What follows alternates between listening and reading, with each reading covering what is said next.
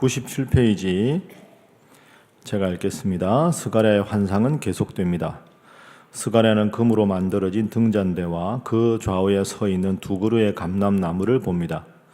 순금 등잔대랑 지성소가 회복되리라는 뜻으로 이것은 스룹바벨에 의해 성전 건축이 완공될 것임을 말합니다. 또한 양쪽에 선 두 그루의 감람나무는 하나님께서 친히 기름 부어 세우실 이스라엘의 두 지도자를 의미합니다. 구체적으로 총독 스룹바벨과 대제사장 여호수아를 뜻하는 것으로 정치적 지도자와 영적 지도자를 하나님께서 친히 세우셨음을 말합니다. 5장에서 스가랴는 하늘을 나는 두루마리를 봅니다. 그 두루마리에는 도둑질한 자와 거짓 맹세하는 자를 이 땅에서 끊어버릴 것이라는 저주의 말씀이 기록되어 있습니다. 또한 에바 속에 한 여인이 앉아 있는 것도 봅니다.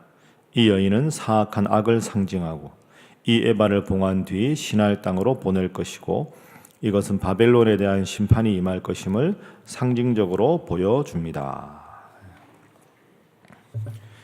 4장과 5장도 우리 1장부터 6장 8절까지는 스가랴가 본 환상의 내용이라고 말씀드렸습니다. 그래서 오늘 본문도 읽어보면 우리가 그냥 읽어서는 이해가 어려운 여러 가지 환상이 나옵니다.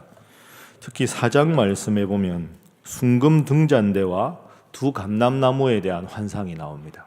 이게 오늘 제일 중요한 내용입니다. 순금으로 만든 등잔대는 항상 불이 밝혀져 있죠.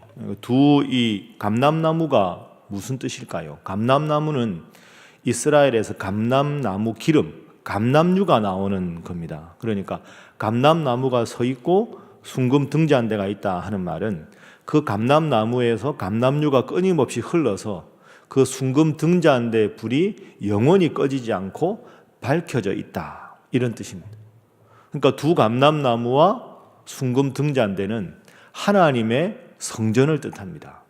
그래서 우리가 과거에 하나님께서 회막을 지어라 하셨을 때 바깥들이 있고 안들이 있고 성소가 있고 지성소가 있을 때 지성소가 항상 하나님의 임재를 뜻한 것처럼 이제 이들이 538년에 예루살렘으로 돌아오고 기원전 536년에 성전 정초식을 하고 그로부터 16년 동안 생업에 바쁘고 이런저런 어려움으로 성전 건축을 안 하다가 학개와 스가랴 선지자를 통해서 이제 성전을 지으라 이렇게 하나님께서 말씀을 하셨습니다.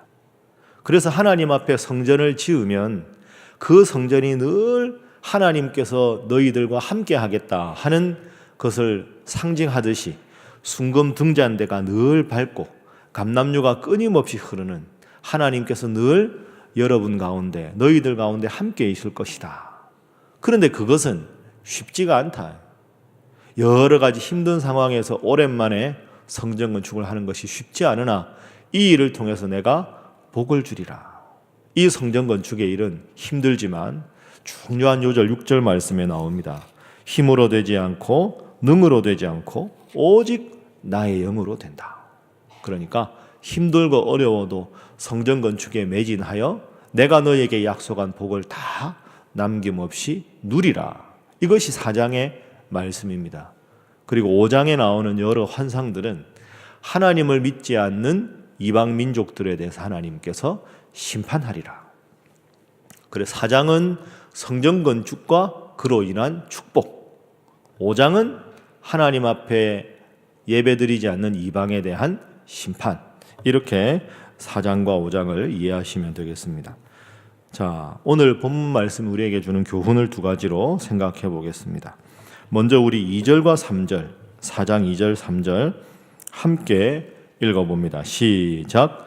그가 내게 묻되 내가 무엇을 보느냐? 내가 대답하되 내가 보니 순금 등잔대가 있는데 그 위에는 기름 그릇이 있고 또 그 기름 그릇 위에는 7 등잔이 있으며 그 기름 그릇 위에 있는 등잔을 위해서 7 관이 있고 그 등잔대 곁에 두 감람나무가 있는데 하나는 그 기름 그릇 오른쪽에 있고 하나는 그 왼쪽에 있나이다 하고 아멘.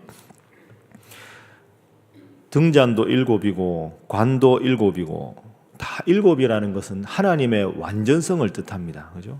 7이라는 숫자는 하나님이 완전하시다. 완전하신 하나님께서 너희들 가운데 있다. 그러면 여러분, 순금 등잔대가 있고 기름 그릇이 있고 그 기름 그릇을 통해서 끊임없이 두 감람나무에서 감람유가 흘러서 그 등이 환하게 영원히 비친다. 자, 그래서 우리 기도 제목은 건강한 교회는 교회 중심, 목회자 중심이다 하는 것이 본문의 교훈입니다. 이 좀 더 설명이 필요하죠. 여러분, 이 두 감람나무가 있었습니다. 두 감람나무에서 이 뜻하는 것은 뒤에 나오지만 한 나무는 스룹바벨을 뜻하고 한 나무는 여호수아를 뜻합니다. 그러니까 이 두 감람나무에서 기름이 흘러서 하나님의 영원한 기름이 밝혀진다, 불이. 그러면 스룹바벨은 지금 당시에 정치적인 지도자고 여호수아는 종교적인 지도자입니다. 그러니까 하나님의 몸된 이 남유다 공동체가 잘 되기 위해서는, 하나님께서 늘 이 백성들 가운데 있기 위해서는 정치 지도자도 잘해야 하고 종교의 지도자도 잘해야 한다. 이게 오늘 본문의 교훈입니다. 그래야 교회가 바로 서고, 지금으로 말하면 이제 교회지요, 성전이니까 그 나라가 바로 서고 그 모든 단체가 바로 설 수 있다. 오늘 우리에게 적용하면 어떻게 되겠습니까? 교회로 한번 생각해 보면, 교회도 정치가 있고 종교가 있고 생각해 보면 이게 행정이겠죠. 교회 행정이 잘 돼야 하고 영적으로 지도자가 하나님 말씀대로 잘 양육해서 이 두 가지가 조화롭게 되어야 영원히 하나님의 불이 잘 붙듯이 교회가 하나님 앞에 번영할 수 있다. 그러면 교회 종교적인 지도자는 누굴까요? 목회자입니다. 목회자. 행정적인 지도자는 누굴까요? 목사가 아닙니다, 여러분. 이걸 잘 생각하셔야 됩니다. 교회 모든 행정의 책임자는 마지막 사인은 담임 목사가 하지만 교회 행정의 주체는 목사가 아니라 여러분들입니다. 당회가 잘 운영돼야 되고 재직회가 잘 돼야 하고 남녀 선교회 재직회 각 부서가 여러분들 간의 소통이 잘 되고 그 의견이 재직들을 통해서 잘 전달되고 또 장로님들과 모이는 당회에서 잘 여러분들의 의견이 수용이 되고 당회에서 모든 게 합의가 돼야 되는 거죠. 그러니까 이 두 감람나무를, 한쪽 감람나무는 목회자, 이쪽 감람나무도 목회자, 이러면 목사에게 모든 권한이 집중되는 것이고, 행정적인 책임은 평신도와 목회자가 함께 서로 소통하고 잘 가서 한쪽 나무에서만 기름이 흐르는 것이 아니라 영적으로 성령의 충만한 기름이 흐르고 여러분들 사이에 소통하고 공감해서 모든 교회에 소통이 되고 행정이 잘 되는, 그래서 이 두 나무에서 끊임없이 기름이 흐를 때 하나님의 몸된 교회가 바로 설 수 있다 하는 것이 본문의 교훈입니다. 그래서 여러분, 말씀드린 대로 첫 번째 기도 제목은 하나님, 우리 신일교회가 건강한 교회가 되게 하시되 교회 중심, 목회자 중심의 교회가 되게 하여 주옵소서. 이렇게 여러분 기도하셔야 됩니다. 그래서 행정적으로는 당회를 위해서 기도 많이 해주십시오. 지금 당회가 잘 못 된다는 게 아니라 여러분 당회원들을 정말 존경하고 존중할 수 있어야 합니다. 우리 교회에서 그래도 가장 여러 가지 면에서 훌륭하고 존경받고 신앙적으로 모범이 되는 분들이 장로님들이 되신 거고, 당회원들이 얼마나 때로 힘들고 어렵겠습니까? 과거에 이런저런 사연은 다 잊어버리시고 당회를 위해서 열심히 기도해 주시고 또 재직회 임원들 위해서 열심히 기도해 주시고 여러분 남녀 선교회 또 교구장, 구역장, 부구역장 위해서 열심히 기도해 주십시오. 그리고 그분 한 분 한 분이 하나님 앞에 끊임없이 기름이 흐를 수 있도록, 그래야 교회가 잘 됩니다. 우리 교회 세움받은 평신도 지도자들을 위해서 열심히 기도하시는 여러분 한 분 한 분 될 수 있기를 바랍니다. 이 정도 아멘 가지고 안 될 것 같습니다. 열심히 기도하시기 바랍니다. 네. 또 한편으로 이쪽 기름은 목회자입니다. 여러분 목회자들을 위해서도 열심히 기도해야 합니다. 기도해야 합니다. 네. 많이 해야 합니다. 네. 이게 진짜 중요합니다, 여러분. 여러분 제가 담임 목사 아닙니까? 저는 여러분 앞에서는 목사지만 때로는 누군가의 아들이고요, 누군가의 남편이고, 저도 여러분하고 똑같이 자식 키우고 어떻게 살까 고민하고 마음이 힘들 때도 있고 불편할 때도 있지 않겠습니까? 우리 교회는 과거의 상처 때문에 목회자들에 대한 존중감이 엄청나게 떨어져 있습니다. 이해합니다, 저는. 그런데 또 한편 여러분 생각해 보십시오. 새벽기도라 이야기하겠는데, 저를 바라보실 때 과거에 여러분이 받은 상처를 가지고 목사는 다 그래, 그렇게 하고 저를 보지 마십시오. 그분들은 그분들이고 저는 저잖아요. 또 한편 생각하면 목사는 반신반인이 아닙니다, 여러분. 담임 목사는 예수님이 아닙니다. 담임 목사는 하나님이 아닙니다. 그 기준으로 담임 목사를 바라보고 왜 저렇게 하나 이렇게 하나 말씀하실 수 있으나 말씀도 가려 하시고 기도도 열심히 해주시고, 저 목사님은 목사이기지만 또 한 분의 인간인데 저분은 어떻게 생활하실까, 무슨 생각을 하실까, 경제적으로 여러분에게 도움을 달라는 게 아니라, 목사는 저 우주에서 온 신성한 존재가 아닙니다, 여러분. 그러니까 목사도 너무 받은 상처 때문에 저 밑에 있는 사람으로만 볼 것도 아니고, 목사가 저 하나님 조카 뻘인 걸로만 볼 게 아니라 여러분과 같은 시대에 같은 뉴스를 접하고 같은 고민이 있고 애환이 있고 그 속에서도 목사 노릇을 해야 되는 지극히 평범한 사람이다.